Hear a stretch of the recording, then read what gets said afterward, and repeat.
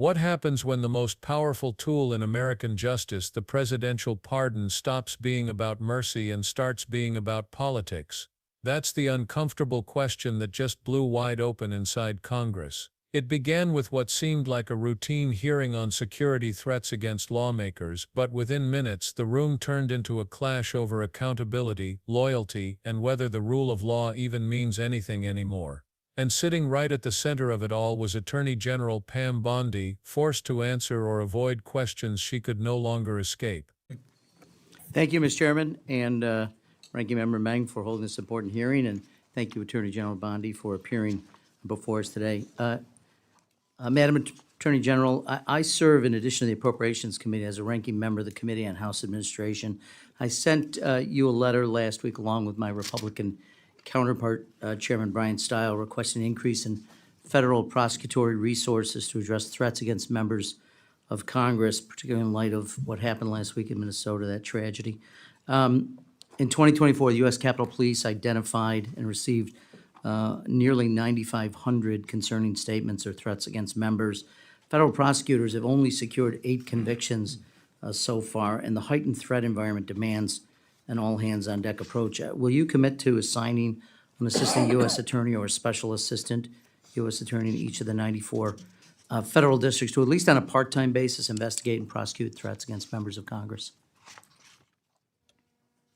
So thank you for bringing that up, and I take that very seriously. Not only what happened in Minnesota was horrible. I've spoken to Keith Ellison. I've spoken to Amy Klobuchar about that.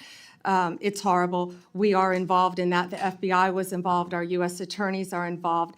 Many of these are district to district. So the way we're doing that is, I will tell you, my National Security Division is involved in all of those and assisting in those. We meet every single morning and we discuss that. But many of those, Minnesota, will be handled in the state in which it happened. Another one is So, may Governor, I'm sorry if I can keep going. I'm sorry. I don't mean Quickly, to. though. I filibuster. Governor Shapiro and what happened in Pennsylvania with Governor Shapiro. I've spoken to Governor Shapiro. We are working hand in hand, our U.S. attorney with the district attorney there, hand in hand, just like in Minnesota. I made sure our U.S. attorney and our district attorneys there were working hand in hand. Political party doesn't matter when something like this happens. And I also want to make sure all members of Congress are safe as well. Okay, and I would reiterate, Chairman Stile and I think Chairman Stile and I agree that at least a part-time in each of the 94 districts would be appropriate. Let me change topics for just a moment. I'm Really sorry. quick on that. Yes, we're doing that through our National Security Division, so I think that's already in the works, and I would be glad to meet with you in a secure facility to talk about that. Very good, thank you. Continuing, in addition to my role here, the committee that I serve on as an authorizer oversees Capitol security as well as federal elections, so I'm closely following the aftermath of January 6th. Recently, several defendants who received presidential pardons related to that day are now arguing in court that the pardon covers crimes like, for instance, illegal firearm possession discovered in a search of an individual's home in California months after January 6th. What's your position on whether the pardons cover these separate offenses? The pardon power rests with the president, not the Department of Justice, and some of that is pending litigation, and I cannot discuss pending litigation. Well, I'm not asking you about who has the right to a pardon. I think as the Department of Justice in February wrote, the pardon is an act of grace which removes the punishment from a crime a person has committed. It further said, in its effect, the granting of a pardon is in no sense the overturning of a judgment of conviction. It is an executive action that mitigates or sets aside punishment. So as the chief law enforcement officer, what's your opinion, not the president's power of whether he can offer a pardon? That's pretty clear in the Constitution. But for crimes committed unrelated to January 6th, would you suggest that the pardons would cover activities or crimes potentially committed outside of that by the same person? Well, I don't know if you're referring to Joe Biden pardoning his son after he said he would not pardon Hunter Biden, or the No, I actually commutation referred of to all January 6th. I'm sorry. all the sentences that the people that were on death row. I've met with those families. No, all of those sentences were commuted. I'm not going to comment on pardons on either side of the aisle. So, well, I'm not asking about either side. I'm asking, you're the chief law enforcement officer in the United States. You have a responsibility directly, but you swore an oath to the Constitution, not the president. Want to know what your views are on the extent to which pardons cover potential crimes committed by individuals who've been pardoned but unrelated to January 6th. Do you mean the ones that were done by the auto pen? I'm not going to discuss right. anything that Mr. could be Chairman, or not be I pending litigation. respectfully, you know, Ms. DeLauro accused you of filibustering. I think that's the height of filibustering. This is a serious, serious topic. And for you to suggest that you don't have an opinion or to divert to other things that have nothing to do with January 6 pardons, I think is frankly demeaning to your responsibilities and your job. With that, I'll yield back. Representative Joe Morelle opened with numbers that stunned the room. In 2024 alone, the U.S. Capitol Police logged nearly 9,500 threats against members of Congress. Threats to kill, threats to harm, threats designed to silence elected officials. Yet federal prosecutors only managed to secure 8 convictions. 8. The gap between threats and accountability isn't just shocking, it's terrifying. And Morelle wanted to know why. If democracy can't protect its own representatives, what hope does it have of protecting the people they serve? But here's where the story turned. Because instead of giving a clear answer, Bondi pivoted. Rather than directly addressing why prosecutions were failing, she shifted the conversation to something else entirely. She tried to bring up other pardons, other cases, other political figures. A classic maneuver: deflect from the uncomfortable by pointing somewhere else. But the tactic didn't land. Morelle wasn't asking about anyone else. He was asking about pardons tied to the darkest day in modern politics. He was asking whether people who tried to storm the halls of democracy could now walk free, shielded by presidential grace. And the answer mattered, because pardons aren't some casual courtroom tools. They're meant to be rare, extraordinary acts of mercy, a last chance to temper justice with compassion. But when used as a shield for political allies or extremists, they become something else entirely: a weapon. A way to tell the public that loyalty matters more than law, that political violence can be excused if it's done for the right side. Bondi knew this. That's why she immediately ducked behind phrases like pending litigation and I can't comment. But the dodge only made things worse. Because while she was trying to project neutrality, the silence said it all. If the system truly believed pardons should never cover crimes beyond their original scope, why not just say so? If the department believed accountability came first, why not state it clearly? Instead, the country got vagueness. And in politics, vagueness is often louder than words. But let's pause for a moment on those numbers. 9,500 threats, only 8 convictions.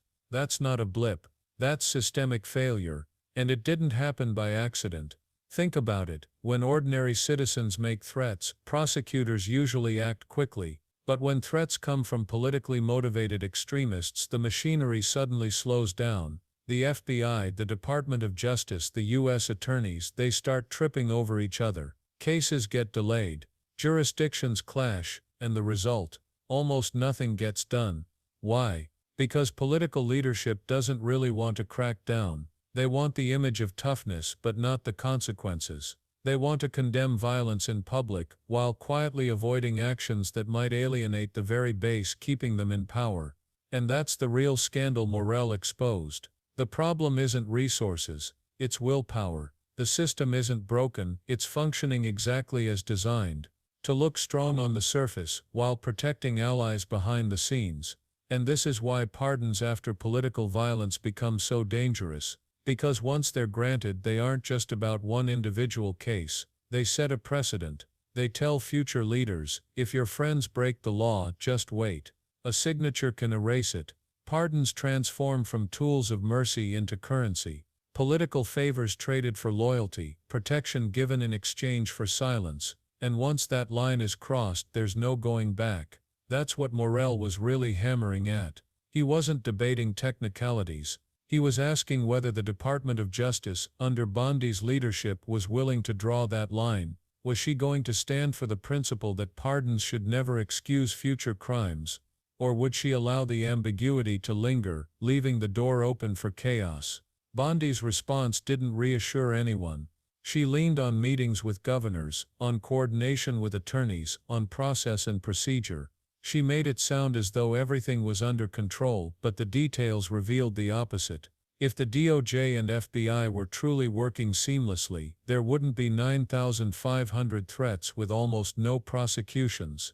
If the system were really aligned, extremists wouldn't feel emboldened to threaten elected officials. Instead, they'd know accountability was certain. The reality is, enforcement is selective, and that's exactly why people are losing faith.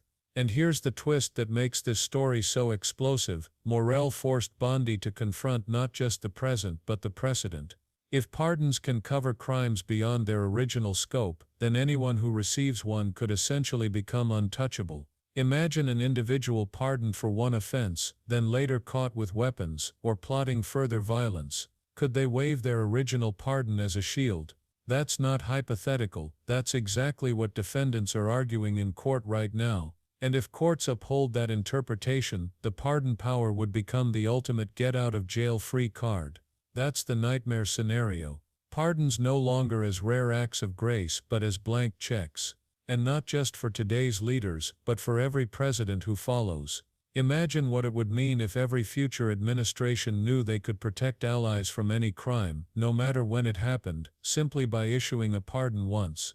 That isn't democracy. That's monarchy by another name. A system where friends are untouchable and enemies face the full weight of the law. The danger isn't abstract. The public already sees it. Across the country, outrage is growing. People are watching trials, hearing about pardons, and wondering, is this system actually designed to hold the powerful accountable, or is it just a tool to protect them? And when trust erodes, democracy itself weakens. Because once citizens believe justice is no longer equal, the social contract breaks. Why obey a system that doesn't obey its own rules?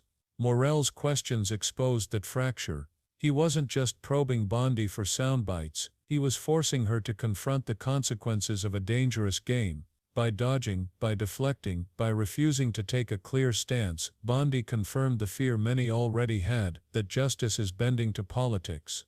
That the rule of law is being rewritten in real time, not by legislation or courts, but by silence and avoidance.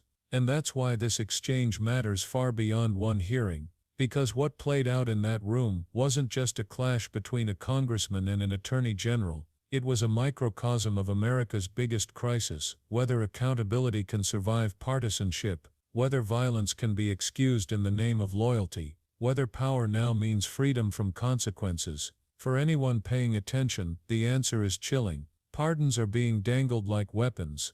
Prosecutions are being stalled when they threaten the wrong people. Threats are skyrocketing, while convictions barely register. And leaders like Bondi are trying to act as though it's all business as usual. But the public isn't fooled. They can see the cracks widening, they can feel the system slipping, and they're asking the same question Morelle asked that day: if the government won't protect its own members, who will it protect? Let's be clear, this isn't about partisan fights or courtroom details, it's about the future of justice itself. If pardons are abused, if accountability is avoided, if prosecutions are selective, then the rule of law no longer exists. And once it's gone, getting it back isn't easy.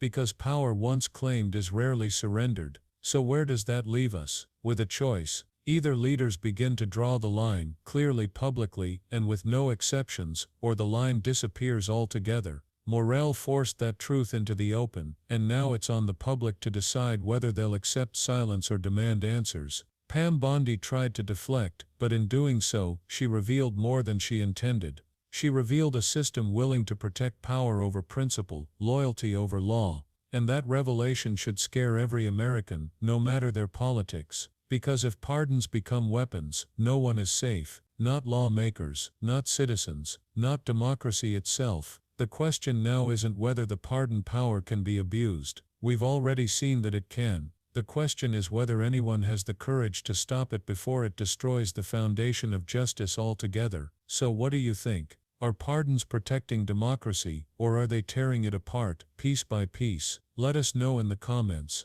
And if you found this breakdown eye-opening, don't forget to hit the like button, subscribe, and turn on notifications. The next video dives into an even bigger controversy you won't want to miss.